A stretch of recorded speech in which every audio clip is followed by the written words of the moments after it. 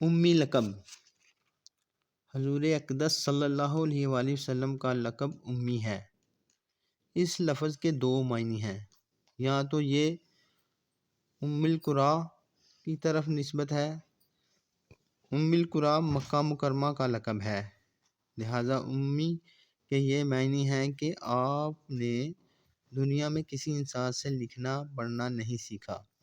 یہ حضور اقدس صلی اللہ علیہ وسلم کا بہت ہی عظیم الشان معجزہ ہے کہ دنیا میں کسی نے بھی آپ کو نہیں پڑھایا لکھایا، مگر خداوند قدس نے آپ کو اس قدر علم عطا فرمایا کہ آپ کا سینہ اولین و آخرین کے علوم و معارف کا خزینہ بن گیا، اور آپ پر ایسی کتاب نازل ہوئی جس کی شان یعنی ہر چیز کا روشن بیان ہے۔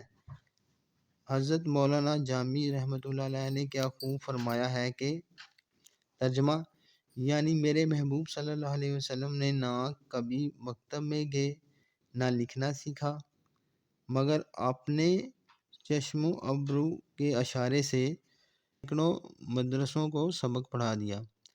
ظاہر ہے کہ جس کا استاد اور تعلیم دینے والا خالق عالم جل جلالہ ہو، بھلا اس کو کسی اور استاد سے تعلیم حاصل کرنے کی کیا ضرورت ہوگی۔ اعلیٰ حضرت فاضل بریلوی قدس اللہ سرہ العزیز نے ارشاد فرمایا کہ ترجمہ، آپ کے امی لقب ہونے کا حقیقی راز کیا ہے؟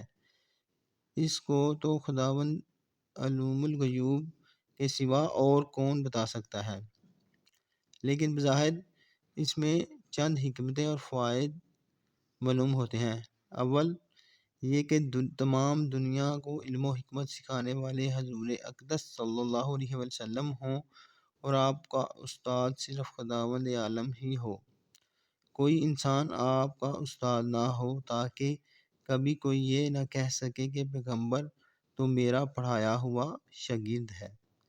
دوم یہ کہ کوئی شخص کبھی یہ خیال نہ کر سکے کہ فلاں آدمی حضور صلی اللہ علیہ وآلہ وسلم کا استاد تھا تو شاید وہ حضور صلی اللہ علیہ وآلہ وسلم سے زیادہ علم والا ہوگا۔ حضور صلی اللہ علیہ وسلم کے بارے میں کوئی یہ وہم بھی نہ کر سکے کہ حضور صلی اللہ علیہ وسلم چونکہ پڑھے لکھے آدمی تھے، اس لیے انہوں نے خود ہی قرآن کی آیتوں کو اپنی طرف سے بنا کر پیش کیا ہے، اور قرآن انہی کا بنایا ہوا کلام ہے۔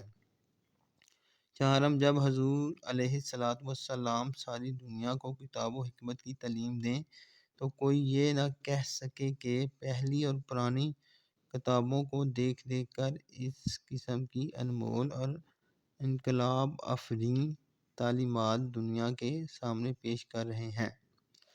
پنجم، اگر حضور صلی اللہ علیہ وآلہ وسلم کا کوئی استاد ہوتا تو آپ کو اس کی تعظیم کرنی پڑتی، حالانکہ حضور صلی اللہ علیہ وآلہ وسلم کو خالق کائنات نے اس لیے پیدا فرمایا تھا کہ سارا عالم آپ کی تعظیم کرے، اس لیے حضرت حق جل شانہ نے اس کو گوارا نہیں فرمایا کہ میرا محبوب کسی کے آگے زانوِ المعز تو کرے اور کوئی اس کا استاد ہو۔ واللہ تعالی عالم۔